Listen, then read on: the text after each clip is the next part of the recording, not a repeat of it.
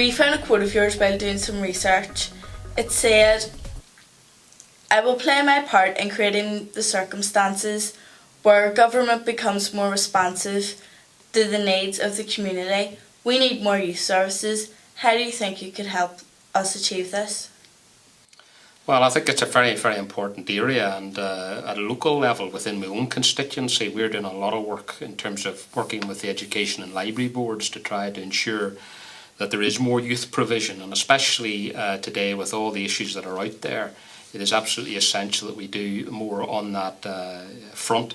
At an executive level, at assembly level, at government level, as I say, there is a fair amount of resources going in, but it's not just about resources, it's about making sure that those resources are used properly. And that is where I believe that young people and themselves can play an important part in letting us know as politicians what it is that they believe to be the most valuable way of using that. So I believe very strongly that there should be the greatest amount of consultation and discussion and ongoing relationship with young people themselves to hear what they believe is important.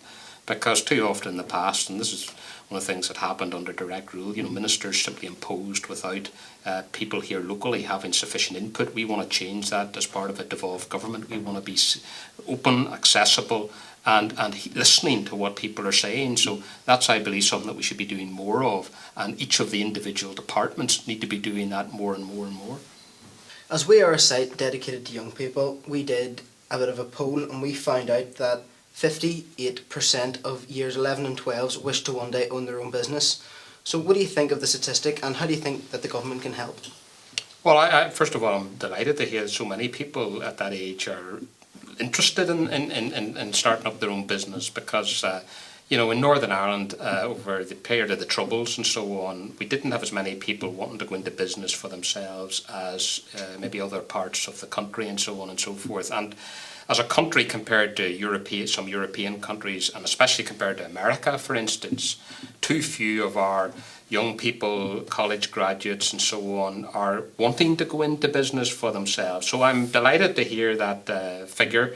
And our job is to try to ensure that that interest is maintained and nurtured, and that it actually is turned into people actually going into business. Now, when I was the Minister for the Economy, we did a number of initiatives in my own constituency in North Belfast to try to encourage young people and others into thinking about going into business for themselves, because Northern Ireland has a great, rich history of people who have taken forward great ideas and become world beaters and developed world-class products and so on.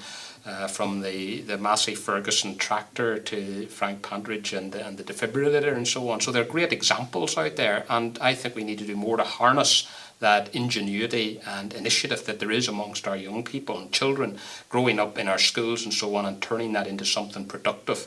And we know that most people find it very, very rewarding and very satisfying to work for themselves rather than simply work for the government or somebody else. So we want to encourage that, and I'm delighted to hear that figure that you quote.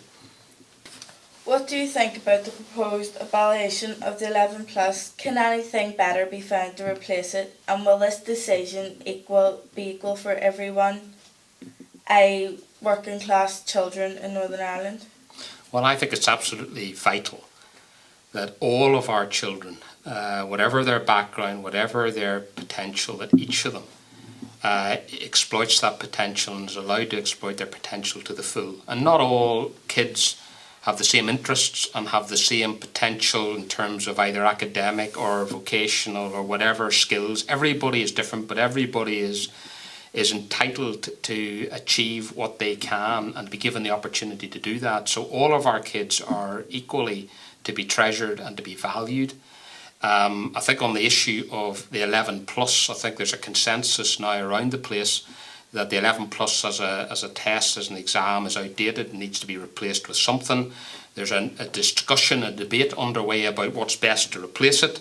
But whatever happens, I'm determined that all of our kids will benefit from the education system in Northern Ireland, and that none of them get left behind, and that all of them exploit their full potential. And we have got to ensure the resources in education go to helping all of our children.